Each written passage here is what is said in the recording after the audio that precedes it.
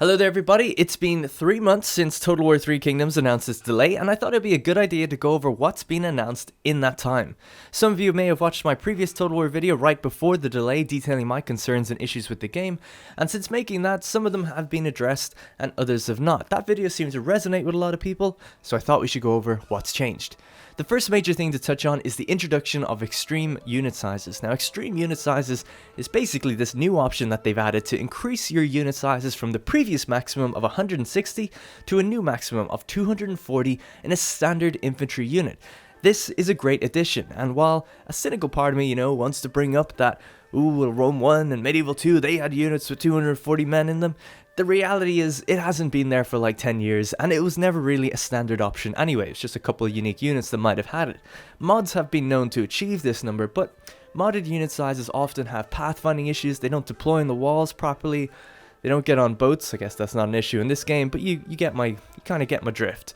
So this is really the first Total War game with a standard of a 240 man unit, allowing for armies to possibly have over 9,000 troops in them. That is fantastic. Now I know not everyone plays on this option, but for fans who really want to invest in getting that powerful PC to run it, it is great to have the option. And it sort of future-proofs the game for people who want to buy it in a few years' time on a sale or something. Also, from a post by C.A. Whelan on Reddit, he said that the characters have been somewhat balanced to accommodate the size changes, which is good news, as it means that, well, it should mean that your characters aren't super weak at high sizes and super OP at low sizes, so that's good again that they're thinking of that kind of thing. It hasn't just been crammed in there. Now weirdly, in their showcase of this extreme unit size, they didn't actually show the full potential of a 20v20 siege or a 40v40 battle to really showcase the scale that can be achieved at maximum. So I'm looking forward to seeing that happen, almost just as a kind of a stress test. What does it look like to fill a city with 40 units and 40 units on the outside? I'd just be interested to know. Now from speaking to people who have played the game, they say that that is quite the rare occurrence to encounter that on the campaign. Personally, that's a little bit disappointing to hear, but I don't want to be judging that because I haven't played it and we still don't really know until we start seeing people hit the mid to late game and stuff like that. The game might just be balanced to have these kind of massive fights only really ever occur once or twice at pivotal moments in your campaign. Some people really like that, while others do prefer to have it more big clashes more frequently. We'll just have to see how it pans out. Another thing that some YouTubers have told me is that it really doesn't run well on the extreme sizes. Nothing too crazy, don't get alarmed or anything, but basically just saying that if you're expecting it to be optimized on par with how large was before, it's not. It is just cranking it up, and if you can run it, you can run it. So again, bit of a disappointment, but it's kind of to be expected. It has to be mentioned though. So that's that. One concern in my original video was that battles always seemed small, so now with the bigger option, they shouldn't really seem that way. However, even with the large unit sizes, or the extreme unit sizes, I haven't really seen anyone play a big battle, and that might be a combination of how replenishment now works, as well as the campaign, like I said, just not really being balanced for it to occur often enough.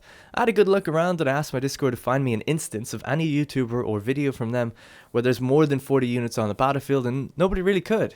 But I'm sure as the days goes on, we'll start seeing some of those YouTubers crank out them massive, epic battles. Can't wait to see it. Alright, so the next topic is multiplayer, campaign specifically. Now some details about multiplayer have come out, namely that both the traditional head-to-head and co-op modes that have been kind of present in recent Total War games have now been sort of merged into one. Essentially, now you're both just in the campaign and you're free to do whatever you want. You can ally, you can betray, you can work independently or work together. It seems like a pretty good choice. There's options within diplomacy to form a bond to allow you to achieve your win conditions together, and of course with all the plethora of new diplomatic options, there's just more flexibility within the campaign to work together. One player, let's just say, this probably won't really happen, but one player could focus on food, and the other one could be more military, and they can grow and expand together by trading both food and regions to sustain and grow each other. Now in the video, CA tried to spin it a little bit like, oh, there's going to be real moments of betrayal between the two people because you're not locked into the head-to-head or co-op mode anymore. Anything can happen. Betrayals, you never know where they're going to come from. It's like, okay, sure, fair enough.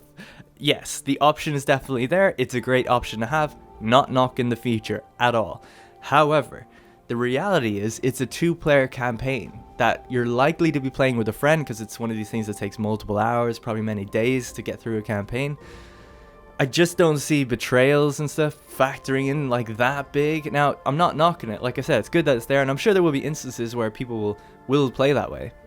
And it's cool to have that, but it just makes me kind of yearn for a mode that has 3 or 4 or more players, because my god, would that be good? Because then you really wouldn't know who to trust and who not to. You know, you could actually have a group, you know, a friend group, or just a group of people, and some of them making alliances, some of them not, some of them betraying each other. That would be really, really special, and they have the potential to do that. They totally do. I know a lot of people are probably thinking right now, but well, you know, how are you going to do that? I'm going to sit here wait for 5 people to take their turn? Not necessarily. I mean, Civilization is a turn-based game, and in their online ecosphere, they have a mode for simultaneous turns. Do you want to do that? Simultaneous turns, boom, away you go. There's another mode then as well that also lets you go simultaneous turns unless you're at war, so things actually slow down for the people who are at war with each other, if it's a player war. And there's other things you can do as well, like, you know, player forward management. So let's say it's someone else's turn and you're sitting there, nothing to do. At least let you plan out what you want to do. Let's say you want to move an army, you want to build some buildings, queue up a few buildings, queue a few technologies, queue up your stuff, and then when your turn comes around, you just execute it. You go, yes, confirm, like I'm going to do that. And that way you'd actually be able to kind of, and obviously if something has been disrupted in the campaign, then you just can't do it, or it'll say, actually you can't do this anymore because this has changed, whatever. You know, you don't have any more money, you lost the town, whatever it might be. I just think that would speed things up so much, and it's a turn-based game. Turn-based games for multiplayer, like it's so much easier to sync up multiple players in turn-based games than real-time games. I just don't see why they don't invest in it, because the amount of time that they'd have to invest into it, the amount of reward they'd get out of it from player enjoyment is so high for what I consider, or at least would assume, is relatively little time investment. I could be wrong, but we'll have to see. Anyway, it's just something that I wanted to bring up because, yes, the multiplayer stuff is actually cool. It's pretty good, but it just makes me want that extra mode even more, you know?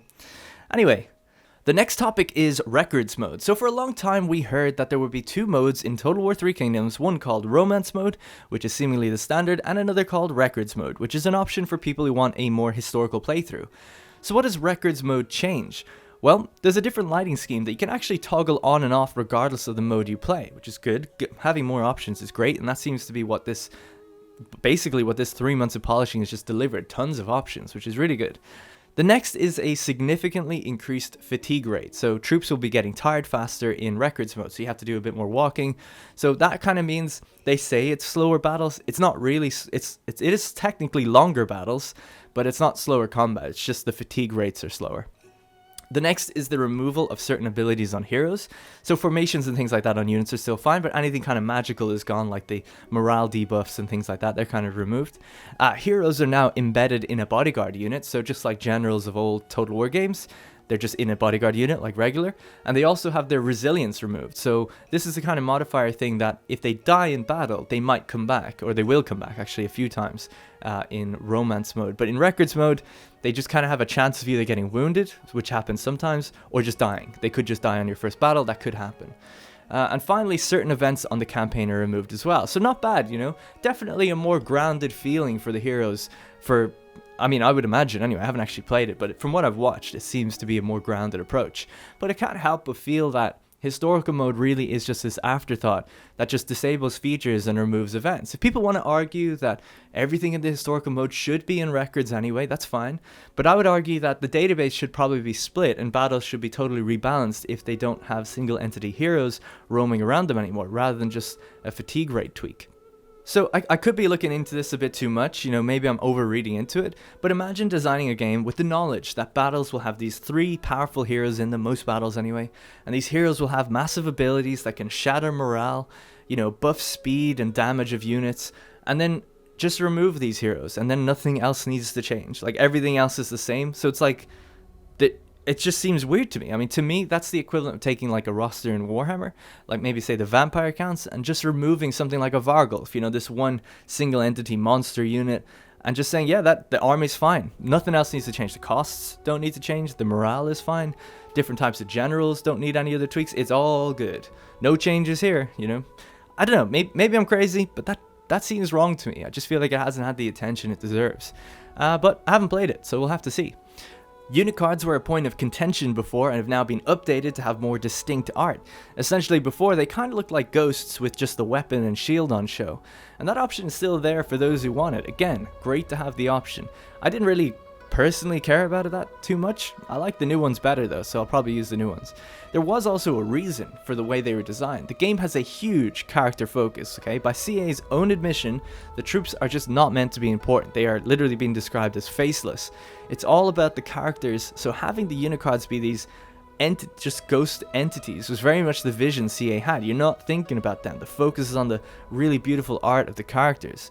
Now for me personally, I've always thought it was very strange to make a game that pretty much sells itself on scale and having thousands of entities, and then saying, well, we're just going to take the focus away from that and focus on individual leaders. It really seems to be at odds with what the franchise's strongest points are, at least to me. Now I really hope that eventually one day they pivot back and invest some time on that stuff in future games, because to me that's what makes the game special, you know, the moments of zooming in and feeling like the troops are alive and reacting to the world around them. The very last thing I thought worth mentioning is that synchronized kills can now happen on the battlefield between regular soldiers. It seems to be a really rare occurrence though. It's really hard to find footage of it actually happening. Now whether you like the idea of sync kills or not, I do personally think they look great when they work, and I would love for the technology to be improved or the code to be improved on it instead of just removed entirely. So I'm glad that it's made its way back in. I'm a little bit sad that it's not as common as it was in Rome 2. Some people are going to be like, oh, Rome 2 match combat, boo. That's fine. I think it's just an opinion, I suppose, but I think they got really close with making it very good towards the end of that game's life cycle, and I'd love to see them improve that tech and make it better, basically, instead of removing it. So I'm happy that it's made its way back in. Maybe in future they'll invest more into it. I might do a video in future of different things I think about Total War games that maybe they could have, and how they could maybe get it to work to a point where it would be good. Too often do people back up CA when they just remove something because it didn't work once, and I just really don't like that kind of mentality. So to compare the last 3 months to my video of criticisms, some things have been improved. The size of units have improved, the tweaks to historical mode and multiplayer, some UI refinements, and some minor changes to duels. This stuff is really great, and I'm glad they've taken the time to basically go away and address the issues that people had. I really am, but my major complaints, I guess my biggest ones, they're still present. It's probably because it just would take a lot to fix them. You know, really questionable AI, weird collision bubbles around the duels that really bug out the units that try to move through them or around them. And what I feel is probably the worst looking combat that I've ever seen, at least on the unit to unit level in a Total War game since, I don't know, ever probably. And I know that's like a bold claim to make, but I don't know. I think Shogun 2's combat looks better. I think Rome 2's combat looks better. I think Warhammer's combat looks better. Just in terms of the charges, the infantry to infantry fighting. I don't know. Every time I look at it, it looks really not good. That's just me personally, I guess. But it's not all bad. I mean, cavalry charges can look pretty good when they, you know, do that breakthrough unit and kind of follow through. It looks really good. I think that's been improved or at least carried over from Warhammer. But infantry charges in combat just look, I mean, borderline broken at times. And this is just the battle side of things. It is worth reminding people that the campaign on show is almost the opposite. It looks like one of the best campaigns since Shogun 2. You know, the extra time to polish is really starting to give the campaign a noticeably higher level of quality, and I think that this is where the game will shine the most. There's a lot of depth with regards to both the historical scenario, characters, and diplomacy, which seems like it will increase the variety in the sandbox, and I'm genuinely looking forward to trying that aspect out. I just feel the battles have really no sense of atmosphere or I've got no attachment to them, so that's really what's holding me back on that front. Anyways, that's it for this video. I just wanted to address that, you know, a lot of people assume that I just focus negatively on this game, but I really don't like making negative videos. I actually hate it, to be honest. Most YouTubers who would see 400,000 views on something would basically just be like rubbing their hands and be ready to just rinse and repeat that content. I really do try and avoid it. I don't like that. You know, I don't like doing those things. I kind of just like say my piece and move on if I can. And hopefully that resonates with some of you out there. I really do hope this game is excellent for the people who are invested in it. I'm certainly a lot more confident now after the delay that it won't be like riddled with issues and stuff. And for those interested in checking out my perspective on it, I will be streaming it the day it comes out, of course. Now, CA don't like me very much, so I'll just play it when it comes out and probably get a review up a few days later. Thank you very much for watching, and I'll see you in the next one.